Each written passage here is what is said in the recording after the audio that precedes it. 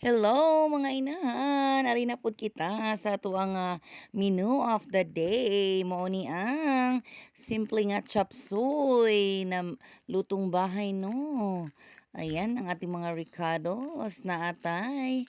Of course, atong 1 kilong chop suey, ang ato ang asin, paminta, garlic powder, ang ato ang shrimp no nga gibalatan na. Yan mga inahan ug ang atong lamas, ahos ug bombay. Ayan, mag-ano tanong, magpainit na tagkalaha mga inahan. Anyways, kani nga menu of the day, 100 pesos lang jud inahan. Makakaon na ang 7 katao no. 7 to 8 katao na ang makakaon ani. Praise God kaayo mga inahan. Tipid-tipid lang tanga ulam no. Ang atong chop suey dinhi sa Jensen is 40 pesos lang siya ang kilo, and of course na siya mais no. So social ang ato ang chop suey tan-awon, and of course wala man tay manok ug pork. So iyan ang akong pina seafoods pud no. Balig ano lang ni siya, 45 pesos lang ni ako ang shrimp no, gamay lang. Pampa tambal sa kaibog, and then ang mga ricados diha mga paminta, tuyo, asin, bitsin, hala. Muna na siyang 20 pesos. So, more or less, good. 100 pesos lang, jud mga inahan. So, murang-mura lang ating ulam for the day. Ayan, ako nang gigisa-gisa ang lamas.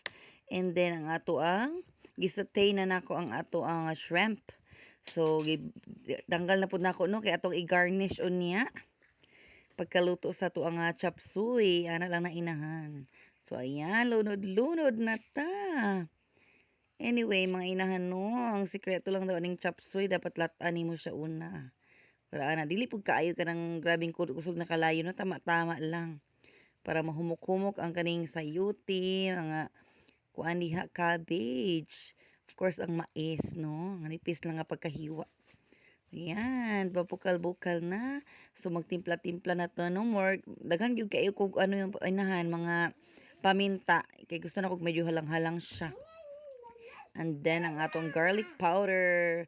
Wala pa gitay sudlanan no sa ato nga mga ricados diha. Sige lang makapalit lang tapunan. Of course, magic sarap.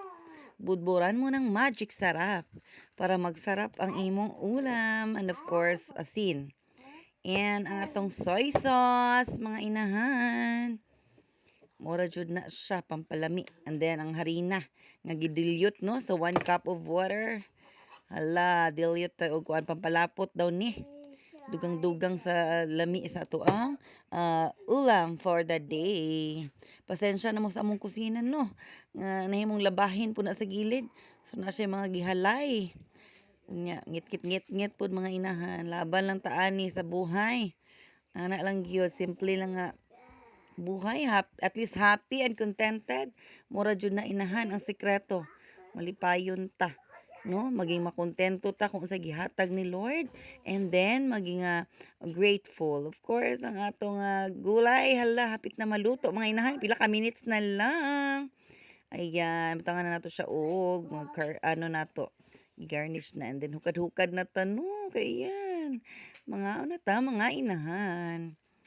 Lami-lami gini siya kay kuan siya kanang healthy nga kuan no, nga gulay. Of course, ana lang jud inahan, labanan. Natay, ayan, muna ni pinaka the best, ang tikiman time. Ayan, kaunta inahan. Kaunta ninyo, of course, di mawala ang rice. Tilawan nato ni atong giluto nga simple lang no, sa halagang 100 pesos. Pasosyal pa nin na pa shrimp. Ayan, tilawan nato bi kung unsay lasa. Mga unta ninyo no. Ang unang bite daw. Yan, di mabalaan kung lami. Ayan, ayan, ayan, ayan. Hala, let's try. Kalami. Lami siya no, dili kay siya para, dili pud kayo siya nga tama-tama lang pud yang pagkalapot. Tungod dagan siya na siya water no. Yan, isa pa.